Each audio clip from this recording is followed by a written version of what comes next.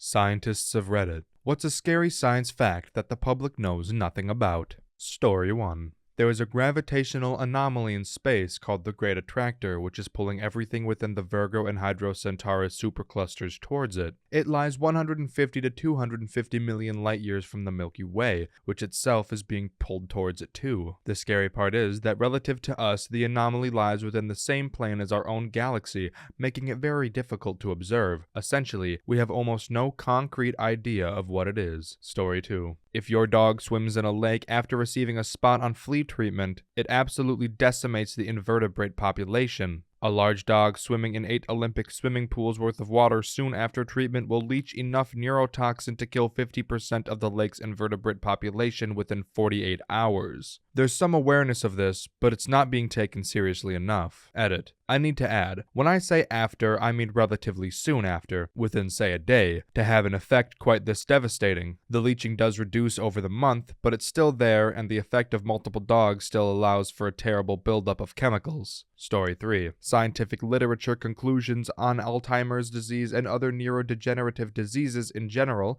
is that the diseases start decades before the first obvious symptoms, and that we need to treat them at that stage. When you exhibit obvious symptoms, it's too late. Your brain is already mush. If you get diagnosed with Alzheimer's at 65, you had the disease since your early 40s at least. And you experienced very mild symptoms but didn't notice. And your brain fought like hell to compensate the deficit. When you get diagnosed, your brain is already very severely damaged and will never recover from the deficit. Story 4. Cancer geneticist here. Most cases of cancer that are sequenced generally just denote the prognosis of how long a patient has to live, rather than treatment options. People always say, let's cure cancer, however this simplifies cancer as though it is only one disease. It's far more complicated than that. I studied at one of the largest cancer hospitals in the world where the motto is to make cancer history, but the only obtainable goal is to make it chronic. We study and research as much as possible, but every cancer requires different research, and unfortunately the powers that be often prohibit funding and proficient research. It's work I am passionate about, but also a broken system that is infuriating to work in. Story 5. I've got 3 for you. 1. Rabies. Once symptomatic, rabies has a 100% fatality rate. The only options are the rabies vaccine and immunoglobulin therapy, which, again, must be administered before any symptoms. 2. Gamma ray bursts, henceforth referred to as GRBs.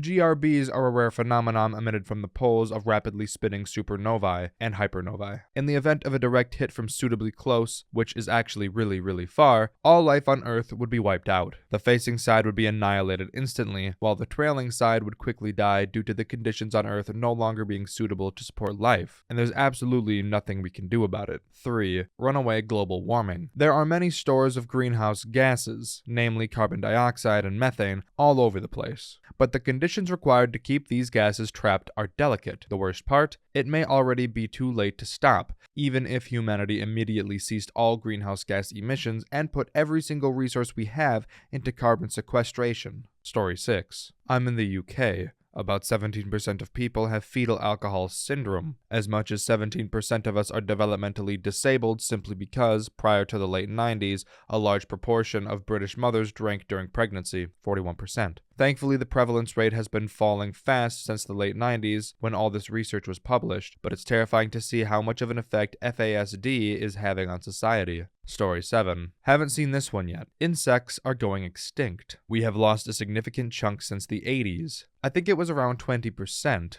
Mozzies are going up, because of course, but just about everything else is going. Wasn't until I read this that I realized that as a kid in the 90s, I used to see butterflies all the time, dragonflies. My house used to get invaded by Christmas beetles every year. Not so much. These days, I might see only 1 or 2 Christmas beetles in December, if any at all. When I was a kid, I remember finding 8 in my house in a single night. Same house. Story 8. The Cascadia Subduction Zone, CSZ, runs off the coast of northern California to southern Canada and ruptures about every 250 to 350 years. We know this from the geological record. The last rupture was in January 1700, and there were written records from Japan of a tsunami that resulted from an earthquake on the other side of the Pacific. This zone is still active and is likely to rupture in the next 100 years, resulting in a Mag 9+ earthquake that impacts the west coast from northern Cali to southern Canada. Edit. These massive earthquakes along subduction zones are called megathrust earthquakes. Story 9.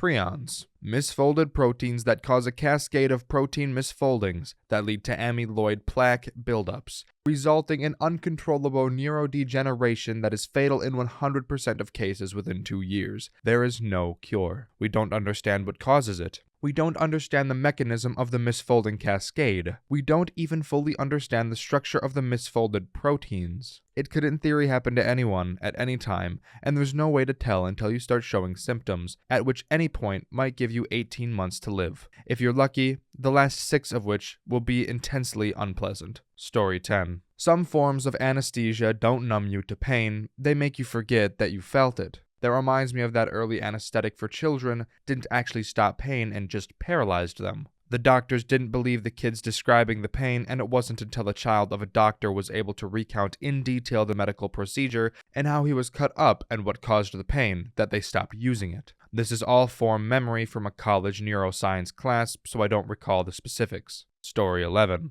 I don't know if I'd call it science per se, or call myself a scientist. But I'm a formal funeral director, and one of the first things you learn in your actual funeral science classes is that people over a certain body fat percentage will start a literal grease fire in your crematory oven if you don't bake them at a proper temperature and duration. Cold start, low and slow is key. Story 12. Everyone knows about scurvy, but the reason it's so terrifying is usually less known. You see, scar tissue is not permanent. The process to build and maintain scar tissue is constantly ongoing. When you become vitamin C deficient, your scar tissue starts being reabsorbed by your body, opening up any and all old wounds. If you had ever had surgery, those internal incisions would open back up. Fortunately, it doesn't take a lot of vitamin C, and it's abundant in our food sources. But it's still a little creepy that you could just start falling apart without it. Edit. FYI, too much vitamin C can lead to stomach cancer. Vitamin C is basically citric acid, so eating a ton of acid regularly is bad. Story 13. Soil science adjacent researcher here. We are degrading, polluting, and losing our topsoil at such a rate that we may not be able to produce enough food to feed everyone within 50 to 60 years, let alone what impacts climate change may bring to bear on our food supply. And the US government's crop insurance programs and incentives all reinforce that bad practice, while discouraging regenerative practices. These bad policies are extremely hard to change because of lobbying from the major agribusiness companies, who make money off of these short-sighted policies. Our food supply is further threatened by our agricultural overdependence on aquifer water, which is not being replenished, making it an unsuitable source of water. If the aquifers are overdrawn, depleted, or polluted, we hit a hard wall of water scarcity and will have no backups to address the problem with. The drawdown of the aquifers also causes land subsidence, which causes costly infrastructure and building damage. The general public does not realize the impending crisis that will be caused by the confluence of these factors. Story 14. Here's a few scary medical science facts regarding CPR that you won't often hear in your first aid/CPR class put on in school. I only learned this stuff after schooling to become an EMT. What's the success rate of CPR? The average person assumes 75% or greater. In reality, it's barely 10%. It's one of the first things they told us in training because all new people have way too high of an expectation to the effectiveness of CPR. It can be very depressing when you're doing everything you were trained and aren't getting the results you think you should be getting. The time from collapse to administration of a shock via AED is absolutely paramount. They say the chances of survival drop 10% per minute. Oh,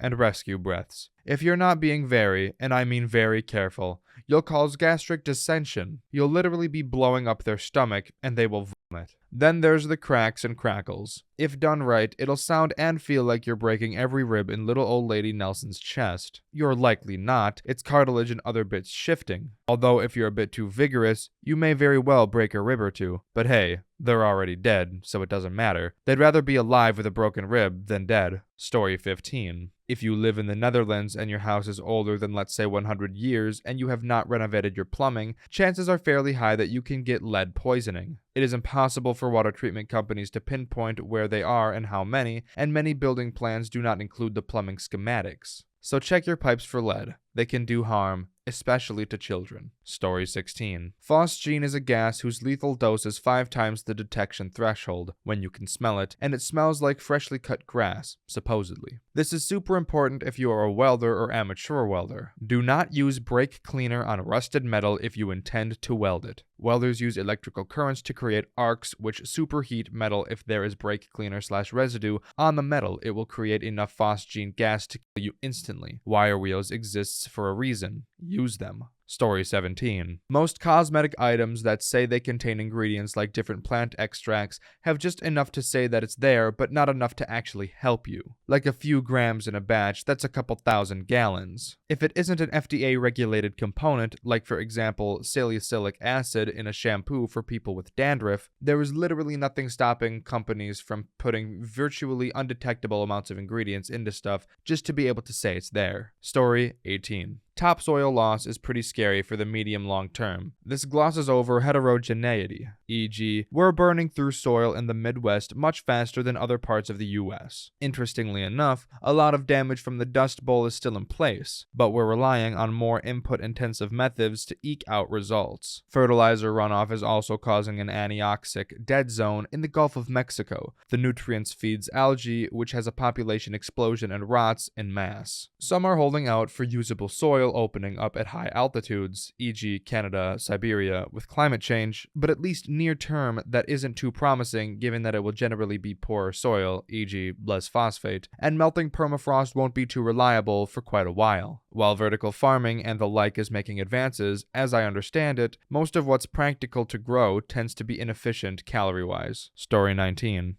Antibiotics have been abused and misused for so long that various bacteria strains have started to get resistant to them. What used to be a treatable infection might soon become deadly because we are unable to treat it with the antibiotics we have today. There is research to try and find other ways to treat antibiotic-resistant bacteria, but until then, please use prescribed antibiotics until they are finished, not until you feel better. If unused, do not flush them down the toilet or put them in the bin. Give it to a pharmacy so they can discard them correctly. And use antibiotics when necessary. Some countries give them willy-nilly while others are more conservative. Story 20. Humans rely on evaporating sweat to stay cool. If humidity gets too high, relatively low heat can kill humans. The equivalent of 95 degrees Fahrenheit, 35 degrees Celsius, at 100% relative humidity can kill even healthy humans. This is called a wet bulb event. By 2050, scientists predict multiple wet bulb events in the North China Plain. Approximately 400 million people live in the North China Plain. Story 21. Helium. Fun for party balloons. Everyone likes a squeaky voice. Except helium is a vital component of various high-tech devices such as MRIs. Helium is also light enough that the Earth's gravity cannot contain it, and we are running out. Not today, not tomorrow, but we are frivolously wasting it when we should be jealously hoarding it, and eventually we won't have any left, and a lot of our wonderful technology will suddenly stop working. Story 22. The human genome is riddled with mutations. Some were passed down from your parents, some occur during DNA replication, and others as a result of DNA damage from the environment, smoking, UV light, etc. Most of these mutations are harmless. Some will be repaired, some won't, but others will be in cancer suppressor genes or OSA genes. In fact, you may have cancerous cells growing in your body right now. Story 23. During World War II, when America was working on the first nuclear bombs, they hadn't finalized the maths on whether or not a nuclear explosion would cause an ongoing reaction with the atmosphere, thereby igniting it and eradicating Earth. Story 24. In Canada, there are many buildings under-designed for snow loads due to being designed under the previous revisions of the building code.